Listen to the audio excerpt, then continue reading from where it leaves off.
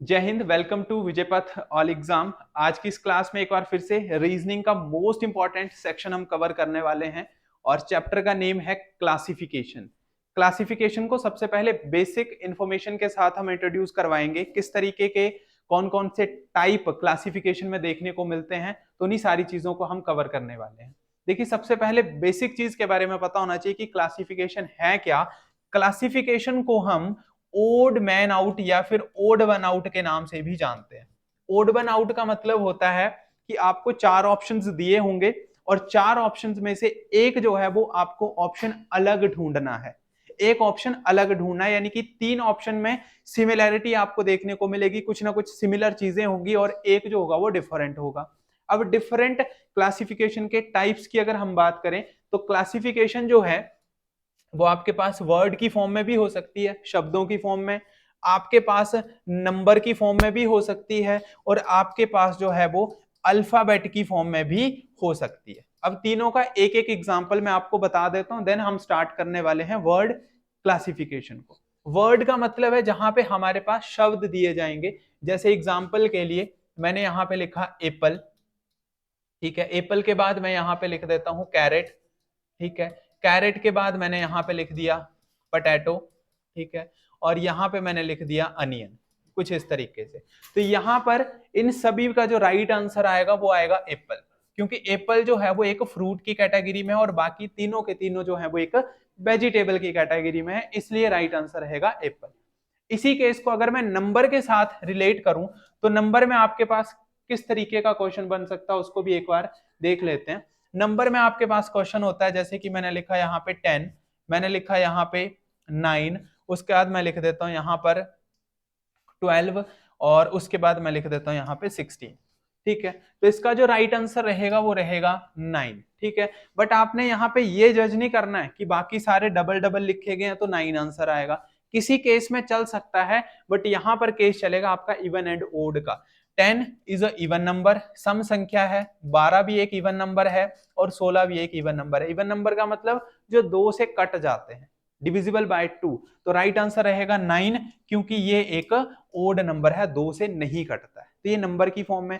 Alphabet की form में क्या आ सकता है, जैसे मैंने ऑप्शन दे दिए, मान के चलो एक में लिखा मैंने सी, एक में लिखा मैंने ए, एक में लिखा मैंने डी और एक में लिखा मैंने बी। अब इन चारों में से आपको बताना है कि अलग कौन सा होगा, सी, ए, डी या बी। तो यहां पर आपको कुछ ना कुछ कॉन्सेप्ट लगाना है। राइट आंसर रहेगा ए, क्योंकि एक बोबल है, ठीक है। आपको अल्फाबेट में पता टोटल ए से लेके जेड तक टोटल 26 लेटर्स होते हैं और 26 में से ए, ई, आई, ओ, यू, 5 ऐसे हैं जो बोबल हैं।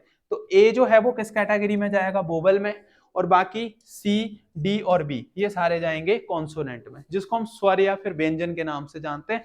तो वही सेम पैटर्न यहाँ पे अप्लाई किया जाता है। अब ये तो हो गए तीन मेन टाइप। अब हम इसके करेंगे प्रैक्टिस क्वेश्चन, जिसमें सबसे पहला जो आपका सेक्शन रहने वाला है वो रहेगा वर्ड क्लासिफिकेशन का, ठीक है। स्टार्ट करते हैं। देखिए, पहला आप क्वेश्चन को रीड कर सकते हैं कि आपको कुछ वर्ड दिए गए हैं जिसमें से तीन ऑप्शन ऐसे हैं उसमें कोई ना कोई सिमिलरिटी देखने को मिलेगी और एक जो होगा वो डिफरेंट होगा। तो बड़े आसान से लेवल से हम क्वेश्चन स्टार्ट कर रहे हैं। सबसे पहले pen, pencil, ball pen and eraser. Pen जो है लिखने के काम आता है, पेंसिल लिखने के काम आती है, बॉल पेन भी लिखने के काम आता है। तो तीनों में सिमिलरिटी है, तो राइट आंसर जो रहेगा इसका वो रहेगा इरेजर, रबड़, क्योंकि रबड़ का काम लिखने से रिलेटेड नहीं है, किसी चीज को रब करने से है। आंसर रहेगा ऑप्शन नंबर डी। इस तरीके से नेक्स्ट क्वेश्चन पे अगर हम आए, नेक्स्ट क्वेश्चन की बात कर रहे हैं, कैरेट है, बनाना, रेडिश या फिर पोटैटो। देख सकते हैं कैरेट एक वेजिटेबल है, ठीक है। बनाना एक फ्रूट की कैटेगरी में आएगा, रेडिश और पोटैटो ये दोनों भी किस कैटेगरी में है, वेजिटेबल, सब्जियों की कैटेगरी में है। तो राइट आंसर जो इसका रहेगा वो रहेगा बनाना, केला। Is option B is the right answer. Next question पे आ रहे हैं। नेक्स्ट है, अब ये मैथमेटिक्स से जुड़ा हुआ कुछ क्वेश्चन है। सर्कल की बात करें, सर्कल इस तरीके से बनाया जाता है, ट्राइंगल कुछ इस तरीके से, त्रिभुज, स्क्वायर बनेगा जिसकी चारों भुजाएं बराबर होती हैं, और रेक्टेंगल बनेगा कुछ इस तरीके से लंबा, ठीक है। तो यहां पर देखा जाए इन तीनों में जो भी शेप्स बनाई जा रही हैं वो स्ट्रेट लाइन से बनाई जा रही है, स्ट्रेट लाइन मतलब सीधी रेखा से, और यहाँ पर सर्कल में जो एक कर्व लाइन बनाएगी जो कि एक स्ट्रेट लाइन में काउंट नहीं की जाएगी, तो आंसर इसका रहेगा option number A.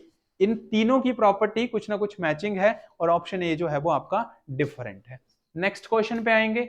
Next question फिर से जीके का क्वेश्चन रहेगा, जुलाई, मार्च, दिसंबर एंड अप्रैल। अब यहाँ पे आपने ये नहीं देखना है कि किसकी स्पेलिंग लंबी है, किसकी स्पेलिंग में कितने लेटर्स हैं, ऐसा कोई स्पेशल केस नहीं होता। सबसे पहले हमेशा चेक करो मंथ में डेज की बात की जाती है, ठीक है। और सबसे आसान तरीका होता है कि अपनी मुट्ठी को फोल्ड करो और यहाँ से जनवरी, फरवरी, मार्च, अप्रैल काउंट कर लो। सबसे आसान तरीका वही है, ठीक है। तो जुलाई है सबसे पहले, देखो जनवरी, फरवरी, मार्च, अप्रैल, मई, जून, जुलाई। तो जुलाई में टोटल दिन आते हैं 31। मार्च की बात करें, मार्च में भी दिन आते हैं 31। दिसंबर की बात करें, दिसंबर महीने में भी दिन आते हैं 31। तो अप्रैल में कितने दिन होते हैं? अप्रैल में होते हैं 30 दिन। तो अलग कौन सा ऑप्शन हो जाएगा? ऑप्शन नंबर डी जो है वो इस क्वेश्चन का राइट आंसर रहेगा, ठीक है, ऑप्शन डी। तो आपने डेज के अकॉर्डिंग इसको आंसर को चेक करना है। नेक्स्ट पे आएंगे, सेकंड, वर्क, मीटर और किलोग्राम। साइंस से जुड़ा गया ये क्वेश्चन है। अब सेकंड की बात करें तो सेकंड किसी के यूनिट होते हैं। किसके यूनिट होते हैं? सेकंड में हम किसको मापते हैं? टाइम को मापते हैं, ठीक है। मीटर में हम लंबाई, चौड़ाई यानी कि डिस्टेंस को मेजर करते हैं, डिस्टेंस को। और किलोग्राम में हम भार को, ठीक है, या फिर वेट, कुछ भी आप बोल लो, ठीक है। तो भार के यूनिट तो वैसे वेट के यूनिट तो न्यूटन होते हैं अकॉर्डिंग टू फिजिक्स, बट हम उतना डीप नहीं जा रहे हैं। बट केजी में हम किसी ना किसी क्वांटिटी को मापते हैं। बट वर्क जो है वो खुद यूनिट नहीं है, वर्क के यूनिट होते हैं जूल।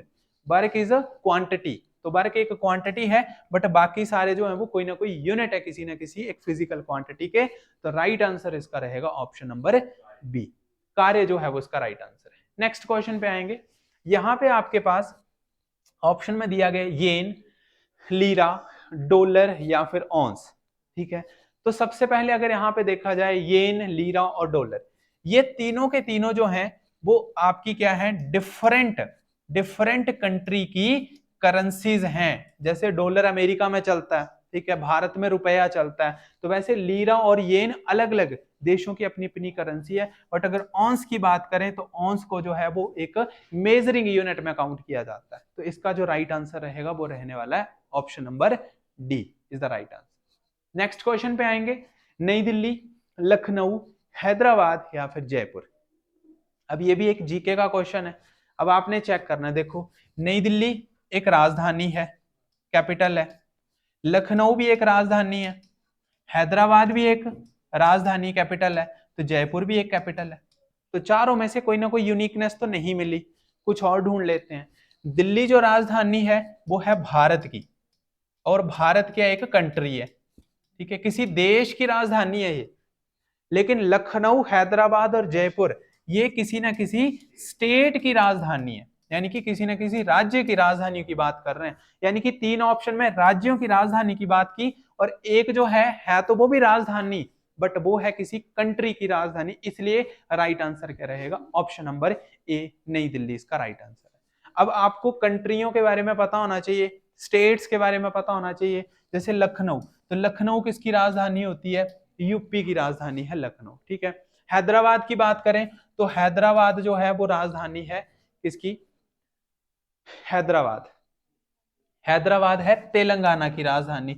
जयपुर जो है वो है आपकी राजस्थान की राजधानी। तो बेसिक इंफॉर्मेशन है, आपको आइडिया होना चाहिए। नेक्स्ट पे आएंगे, उत्तर प्रदेश, बिहार, हिमाचल प्रदेश और भारत, ठीक है। बड़ा सिंपल सा क्वेश्चन है।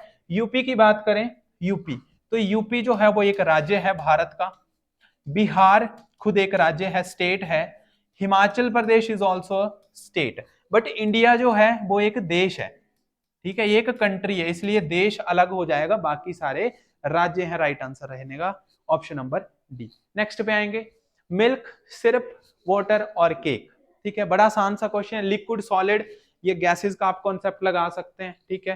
तो केक राइट आंसर है, क्योंकि केक जो है वो एक सॉलिड फॉर्म में है और बाकी सारे के सारे जो है वो लिक्विड फॉर्म में है, पानी की तरह है बाकी सारे के सारे। तो राइट आंसर रहेगा option number D.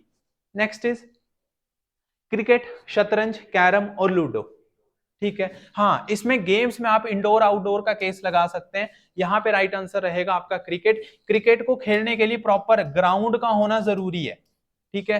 Chess, carrom और लूडो जो है वो आप अपने घर में, ठीक है, एक जगह बैठ के खेल सकते हैं बड़े आराम से, ठीक है। तो ये सारी की सारी इंडोर गेम्स हैं और ये जो है वो आपकी है आपकी आउटडोर गेम है। तो इंडोर आउटडोर का केस जो है वो यहाँ पे चल रहा है। राइट आंसर है ऑप्शन ए। नेक्स्ट पे आएंगे, यहाँ पे फिर से किसी एक जानवर को किसी दूसरे के साथ जो है वो यहाँ पर रिलेट किया गया है। जैसे घोड़ा, हॉर्स की बात की जा रही है, तो जो हॉर्स आवाज निकालता है, क्या वो सही बताया यहाँ पे कि घोड़ा जो है वो हिन हिनाता है, ठीक है, वो आपने चेक करना है।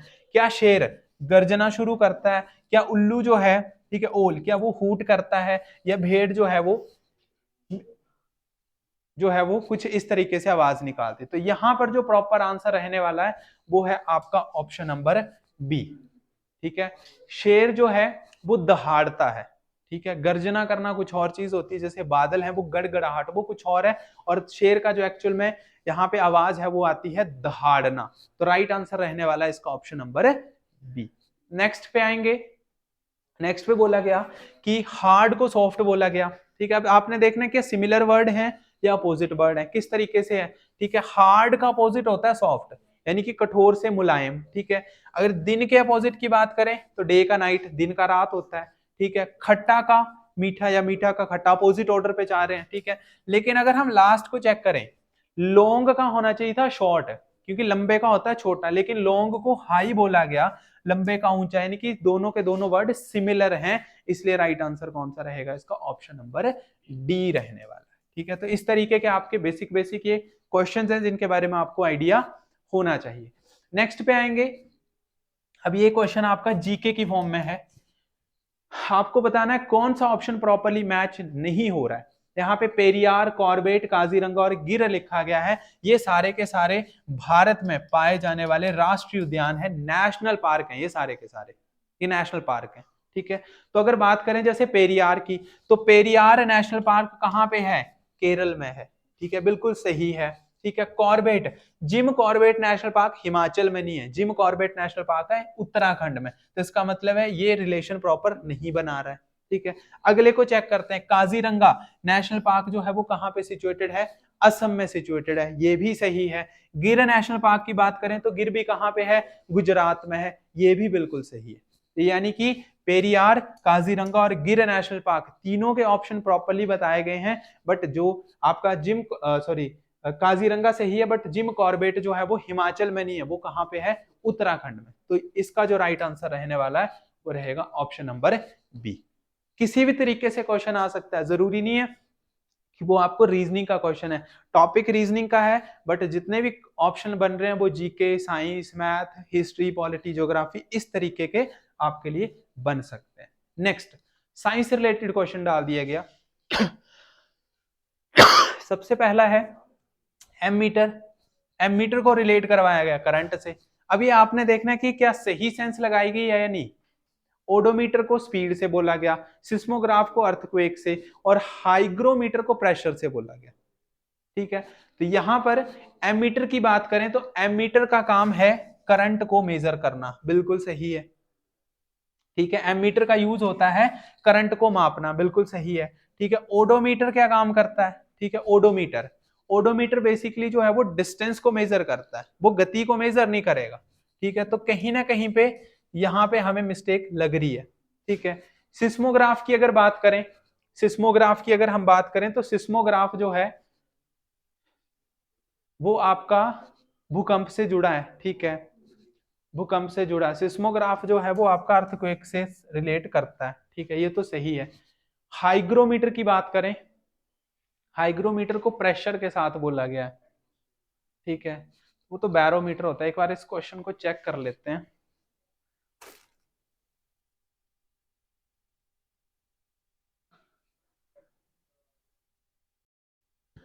यहाँ पर इस क्वेश्चन में कुछ ना कुछ मिस्टेक जो है वो यहाँ पे देखने को मिल रही है, ठीक है। यहाँ पे जो हाइग्रोमीटर है वो प्रेशर को मेजर नहीं करता है, ठीक है, वो ह्यूमिडिटी को मेजर करता है।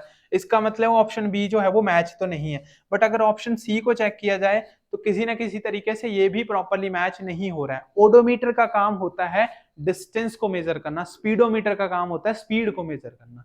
तो यहाँ पर ये दोनों ऑप्शन हमारे जो है वो कुछ मिस्टेक बता रहे हैं। ठीक है, तो यहाँ पे हम किसी को भी अभी प्रॉपर तरीके से राइट आंसर नहीं बता सकते। कोई नहीं, नेक्स्ट क्वेश्चन पे आएंगे। ठीक है, गुलदस्ते को फूल बोला गया है। ठीक है, तो आपने देखना है क्या कौन सा ऑप्शन यहाँ पे प्रॉपरली मैच होता है। ठीक है, गुलदस्ता फूल, गुच्छा जो है वो अंगूरों का, फर्नीचर को कुर्सी से रिलेटेड किया गया और एल्बम को फोटो के साथ जो है वो रिलेट कर रहे हैं। ठीक है, राइट आंसर रहेगा ऑप्शन नंबर सी। ठीक है, फर्नीचर को सिर्फ कुर्सी के साथ रिलेट नहीं कर सकते, एल्बम में फोटोज ही आती हैं। ठीक है, गुच्छा जो होता है वो अंगूरों का ही होता है। ठीक है, और गुलदस्ता किसका होता है, सिर्फ फूलों का ही होता है। लेकिन फर्नीचर को हम सिर्फ कुर्सी के साथ रिलेट नहीं कर सकते। ठीक है, तो यहाँ पे राइट आंसर जो रहेगा वो ऑप्शन नंबर सी रहने वाला है। ठीक है, जो कि प्रॉपरली मैच नहीं हो रहा है। नेक्स्ट क्वेश्चन पे आएंगे। नेक्स्ट देखते हैं, यहाँ पे शू को लेदर बोला गया है। ठीक है, जूते को चमड़ा, हाँ जूता तो चमड़े से बनता है। लोहे से कुल्हाड़ी बनाई जाती है, मेज से लकड़ी, आभूषण से सोना। अब देखना क्रिस क्रॉस किस तरीके से। ठीक है, या तो फ्रंट से चेक करो या लास्ट से चेक करो। ठीक है, देखते हैं। जूता जो है वो किसका बनता है, चमड़े का, बिल्कुल सही है। मेज किसका बनता है, लकड़ी का। आभूषण किसके बनते हैं, सोने के। बट क्या लोहा कुल्हाड़ी से बनता है, नहीं, कुल्हाड़ी लोहे से बनती है। तो यहां पर जो है वो घुमाने वाली बात की गई है, तो राइट आंसर रहेगा ऑप्शन नंबर बी। यानी कि अगर कुल्हाड़ी यहां होता, एक्स यहां होता और आयरन वहां होता तो ये भी सही था आपका। ठीक है आपके सारे ऑप्शन सही, बट राइट और लेफ्ट का कॉम्बिनेशन है कि किसको किसके साथ रिलेट करवाना है।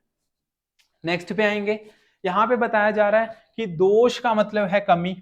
अब देखना है क्या सारी चीजें एक दूसरे से रिलेट कर रही हैं या एक दूसरे के साथ अपोजिट ऑर्डर में है। दोष का मतलब क्या होता है, दोष का मतलब जैसे हम बोलते हैं कि उसमें वो दोष है, इसका मतलब उसमें वो कमी है, तो सिमिलर वर्ड है वो। ठीक है, किसी चीज को मरम्मत करना, मरम्मत करना का मतलब होता है जैसे कोई धागा निकल गया मान के चलो बैग का, तो उसकी मरम्मत की, मरम्मत करने का मतलब क्या होता है, सुधारना। ये भी सेम मीनिंग है। अगर खाली की बात करें, खाली, कोई चीज खाली है तो खाली को रिक्त बोलते हैं। जैसे एक क्वेश्चन आते हैं हाँ हमें कि रिक्त स्थान को भरो। ठीक है, फिल इन द ब्लैंक, तो रिक्त स्थान, खाली स्थान को भरो, ये भी ठीक है। लेकिन डूबना, डूबने का मतलब है नीचे डूब जाना, और तैरने का मतलब हो गया उससे अपोजिट। तो यानी कि राइट आंसर कौन सा बन रहा है, ऑप्शन नंबर डी जो है वो यहाँ पे राइट आंसर हमारे पास बन के आ रहा है। ठीक है, तो ये हमारे कुछ इस तरीके के मोस्ट इंपॉर्टेंट क्लासिफिकेशन के क्वेश्चन थे। जल्दी ही नेक्स्ट सेशन के साथ, नए टाइप्स के साथ फिर से हम इसको आगे कंटिन्यू करेंगे। तब तक के लिए जय हिंद, जय भारत।